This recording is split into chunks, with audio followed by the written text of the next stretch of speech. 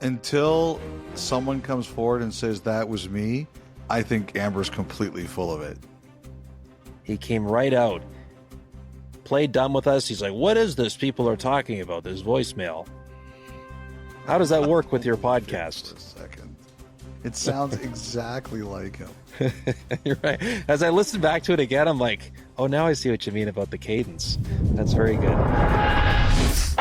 Welcome to 32 Thoughts, the podcast presented by the GMC Sierra AT4X. Shermati, Friedman, Bukauskas back with you once again. A little more compact episode here today as we save our energy for the Stanley Cup final. Elliot, we're going to see each other in Edmonton this week for Media Day coming up on Tuesday. Yay. How are you feeling about everything? Oh, you sound very excited.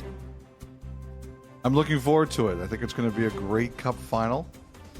Cannot wait for it to get started. Going to get very comfortable in the middle of it. It's going to be a long Stanley Cup final. Very long. Yes. It's got 7 written all over it again for the rematch. So we're going to dive into Oilers versus Panthers round 2 a little more when we reconvene together in Edmonton in a couple of days. Today, however, we're going to focus mainly on some other news around the National Hockey League. Also getting going this week in Buffalo, the 2025 NHL Draft Combine. Always an important week on the NHL's calendar, of course, with all the draft eligibles, or a lot of them, coming to town there, the amount of interviews that's being done, the fitness testing, everything that we have become accustomed to seeing there. But as you pointed it out on a podcast not too long ago, that's also going to be an important week with the fact that this year the draft is decentralized. So this is the one big opportunity for league executives, agents, a lot of the big power brokers in the NHL to all be together in one place. And it's shaping up to be a busy, busy week in Buffalo. If you thought last week was rumor crazy, wait until we get through this one. Because, Kyle, as you mentioned, all the decision makers are going to be together. And a bunch of guys tell me that they have meeting after meeting after meeting, some with players to interview them. Because you don't, as you said, have those last-minute interviews at the draft this year since the teams won't be there. They're going to meet with agents. It's going to be stacked. And the stuff that's going to come out of here, I think, is going to take rumor mongering to the next level, which I know all the teams are going to be really excited about. Like, they cannot wait for that excitement to happen. So we'll see. There's still lots of time before the draft. Just because you hear things doesn't mean they're going to be imminent. As a couple of guys were telling me, you don't have to make a decision right now. You still have a few weeks left. So everybody is still looking to heist one another as opposed to getting serious about what the market really is going to be for some of these guys. One of the things I thought was really interesting was I had a couple of managers tell me, they said last year the teams at the top of the draft were not really willing to move down. And I think this year, the teams at the very top aren't really going to be interested in moving down that far. Maybe one spot if they know what they're going to get. It's like the 2003 draft when initially Florida had the number 1 pick. Pittsburgh moved up to get Fleury. Everybody knew Carolina was taking Stahl second. Florida wanted Nathan Horton, and they knew they were going to get him third. Like, maybe there's that kind of jostling at the top.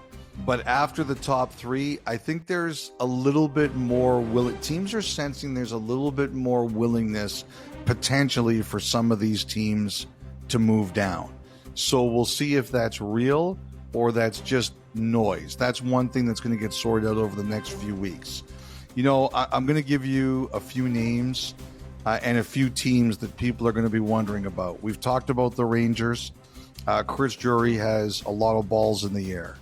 Buffalo. I think the Sabres know they don't want to come back exactly with the same group. We know Bowen Byram's name is out there. What else are the Sabres really serious about? The JJ Peterka thing, there's been a lot of noise since going back to the trade deadline. I don't know that the Sabres want to do that, but at the very least right now, they know they've got a potentially unhappy player. And so the Sabres, how are they going to handle that? That's another thing that teams are trying to get a better look at. In Ottawa, Ottawa's got an overabundance of right-hand shots, especially if they re-sign Claude Giroux. They've got David Perron, they've got Fabian Zetterlund, they've got Drake Batherson. I believe some teams have been kind of looking at that. People are always looking for right-hand shots. Ottawa's got a lot of them. Nick Hague is another name that's getting a lot of attention. Thatcher Demko, Marco Rossi, Logan Mailloux, Rasmus Anderson. What are Calgary's plans here? Jonathan Marchessault. Now, someone mentioned to me, I thought he had a full no-move clause. That's not correct. He has a no-move clause, but he only has a partial no-trade. So Nashville has a bit more of an opportunity to move him than I thought. It's not full control for Marchessault. So that opens up potentially some of Nashville's options here, or teams that might be more interested. But I think the key is, Kyle, that after this week, I think we're going to have a better idea of what's real and what isn't, because everybody's going to be in the same place and everybody's going to have no more Tower of Babel. People are going to be able to sit there and get a good handle on what everyone else is thinking. I also think too, like some of these conversations, Giroux, Tavares, other players who are teams going to want to re-sign guys, the agents are all going to be there too. How are those conversations going to be had about extensions, whether they're unrestricted free agents or not? So all of that is going to happen this week. So the fact that we are still just under a month from the opening of free agency, I mean, do you see this as a week to really put in the work on setting up what could come in a few weeks in terms of a decision? Or could you see a number of things maybe even getting over the finish line over the next few days, knowing that this is the last time that they're all going to be in the same place? I think the biggest question, it's a good question. I think the only way to answer that is, do teams still think they have time to get their best offer? Because a lot of this stuff tends to happen around the draft, Kyle. Yeah, that's what I'm thinking. Yeah, so there's still time, but it's a good question. I don't have a great answer. Like a couple guys were telling me, because there was time, people were still trying to rob each other. You don't really have to get real at this point in time yet. But, you know, your point about this being the one opportunity is very real. I